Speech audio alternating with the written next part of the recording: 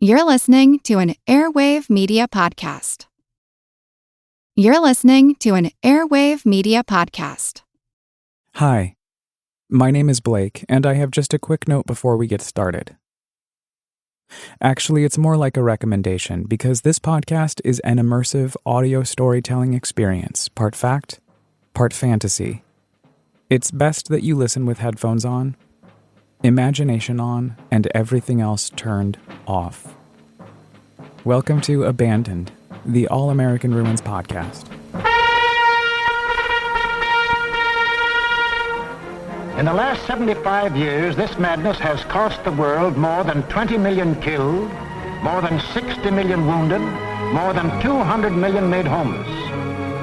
This does not include the untold millions that died of disease resulting from war, or the billions upon billions of dollars worth of property destroyed. Nor does this include the grief, the anguish, the misery, the world has suffered.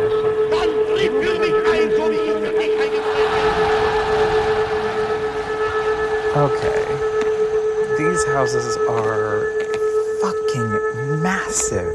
God damn. I park on the corner of Capri Drive and Casal Road, though it feels like I shouldn't. Google Maps informs me that I'm a tenth of a mile from the Murphy Ranch trailhead, which, much like the now abandoned Murphy Ranch, is hidden in plain sight. I mean, just look at the exorbitant wealth staring down on me from all sides. It's just crazy. I walk down, then up a winding road, passing mansion after mansion. Once I reach the defunct security gate, I see that this otherwise dusty brown landscape is a haven for graffiti artists. It's a thick spread of rich and colorful pieces. I push a few of the buttons on the keypad of the security gate, then proceed, noting the cultural commentary, Zoot, spray-painted across the gates. While the word Zoot always cracks me up, the reality is that it's a word woven into a true horrific American story. Burning, looting, shooting, overthrowing the law and order of America.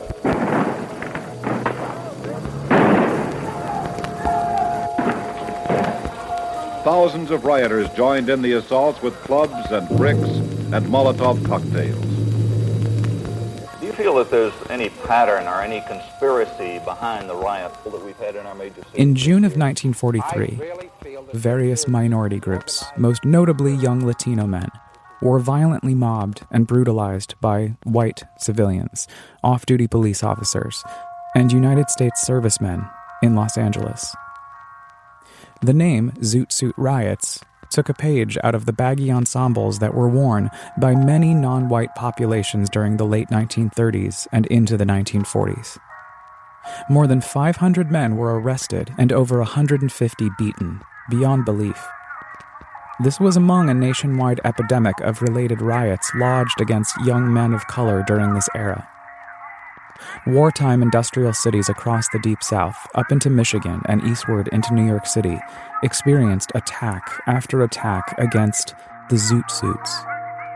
In Los Angeles, where the largest attack took place, the city didn't formally apologize for what happened until 2023. Now, some 80 years later, LA County is apologizing. The Zoot Suit riots have been one of Los Angeles' most shameful moments in our history.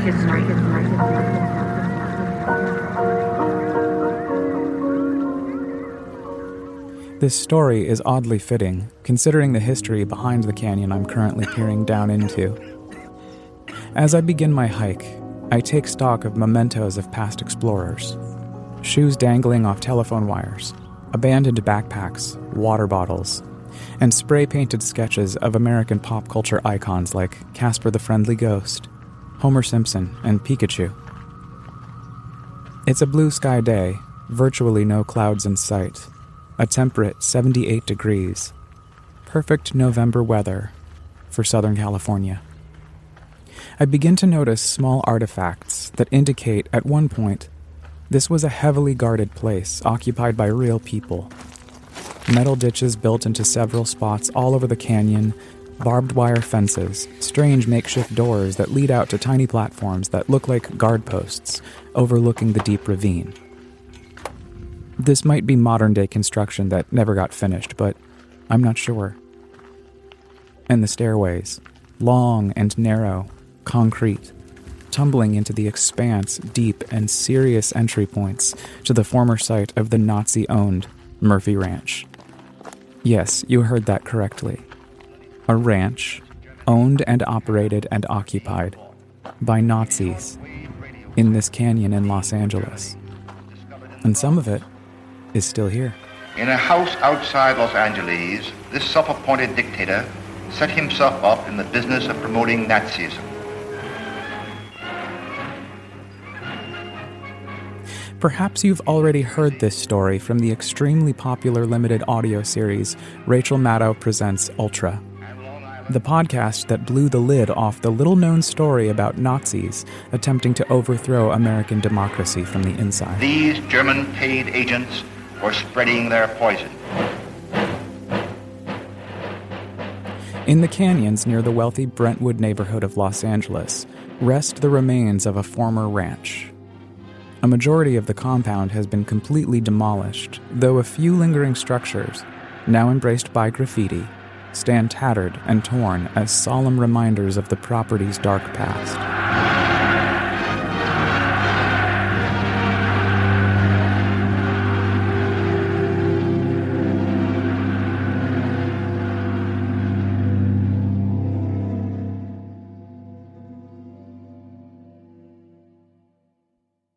But the legend of Murphy Ranch is only a tiny part of a much larger fascist storyline. A troubling narrative about the imminent threat to American democracy. A tale of an almost century-old attempt to infiltrate and overthrow the United States government during World War II. Yesterday, December 7th, 1941, a date which will live in infamy. The United States of America was suddenly and deliberately attacked. Originally erected in the 1930s, the ranch was the brainchild of Winona and Norman Stevens, a pair of Nazi sympathizers and members of the terrorist group Silver Legion of America, a failed alt-right congregation of white supremacy that was eventually obliterated by the United States' entrance into World War II on December 8th, 1941. The ranch was constructed to be a self-sustaining property and boasted several structures: a power station, gardens, bomb shelters, bunkers, water and fuel storage, and a smattering of outbuildings, including a neoclassical mansion, with some original blueprints of the property having been attributed to famed architect Frank Lloyd Wright. Murphy Ranch existed as a safe haven for Nazi-related activities until it was raided the day after the Japanese attack on Pearl Harbor, though it's worth noting the irony of the fact that several key members from the LAPD were secretly aligned with the Silver Legion and likely part of the Zoot Suit riots.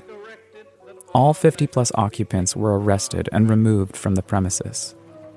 Despite the city of Los Angeles' decision to level most of the derelict compound in 2006, explorers like you and I can still plunge deep into Rustic Canyon to see the remains. I ask that the Congress declare that since the unprovoked and dastardly attack by Japan on Sunday, December 7, 1941, a state of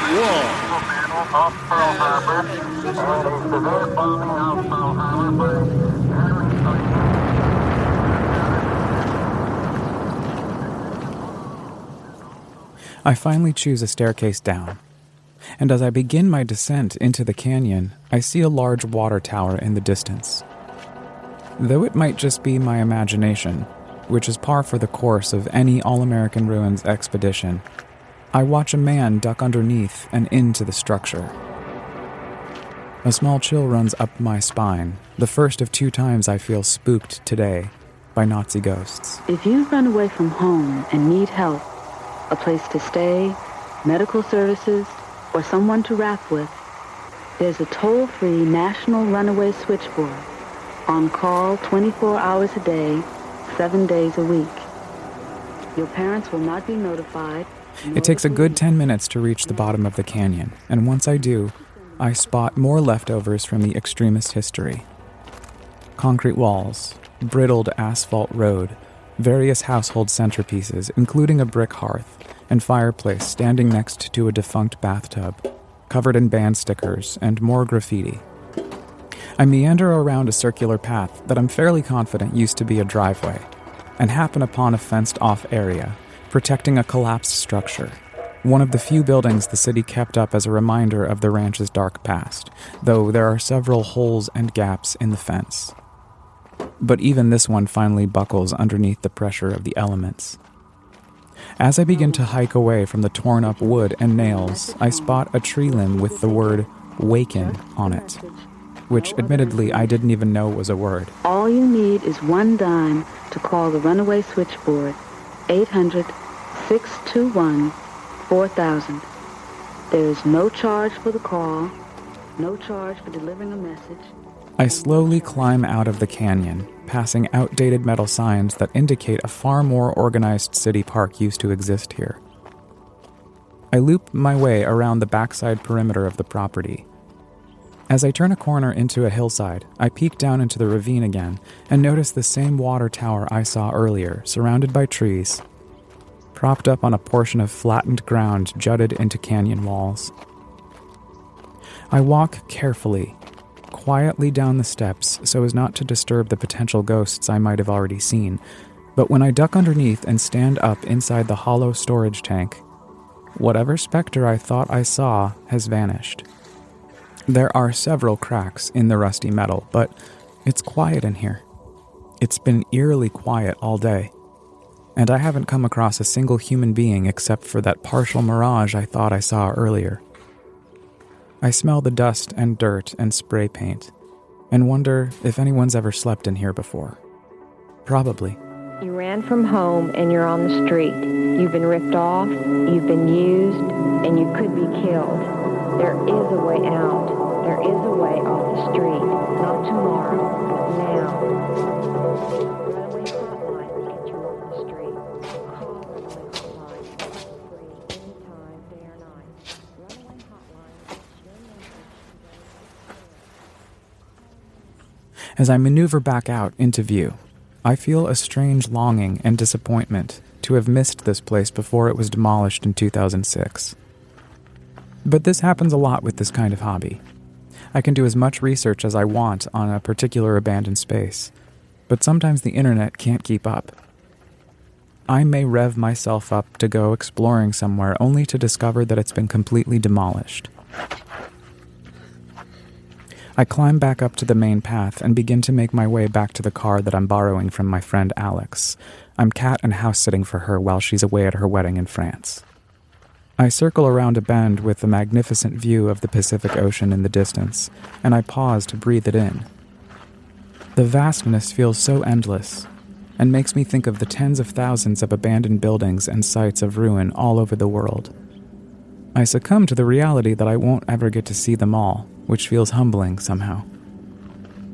I press onward, content enough with my trip to the Nazi ranch, when I happen to glance down into the canyon one last time and spot a truly wondrous sight. Pummeled into the side of the canyon wall, buried deep, is a truck. An old pickup truck. For a moment, I think my imagination is acting up again, but as I look closer, I realize, no, it's really there. I wonder if getting down to it will be possible or safe. Finally, I shrug and slowly start to inch my way down the hill on my ass until I reach the spot where about a third of the vehicle is still showing, the rest lost underneath piles of pebbles and stone. These are the moments I hope for, the curious happenstances where I ask myself, how the hell did this get here? I inch closer to the cabin of the truck, and when I look inside, I jump back in fear. My imagination, mostly empty today, just busted out of my skull, because there sit two Nazis inside the truck, trapped, begging for help. I listen to their cries, unaffected by their torments, and slowly pull my camera out. As I begin to photograph their demise, I suddenly remember that, as fascinating as all this abandoned Nazi shit is, what it actually represents is horrific. Genocide. And as it turns out, humanity still hasn't quite evolved past that word, as we continue to watch the attempted and often successful eradication of entire populations unfold in places all over the world in real time to this very day. As the Nazi screams get louder, I close my eyes for a few seconds and then open them again.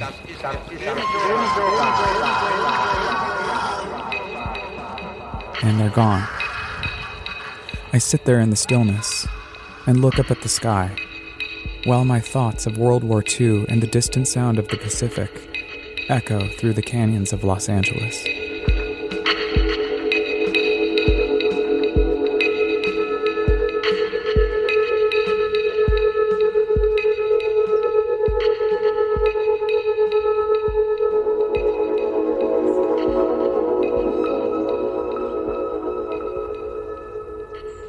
If you're just tuning in, welcome to the third season of Abandoned, the All-American Ruins podcast.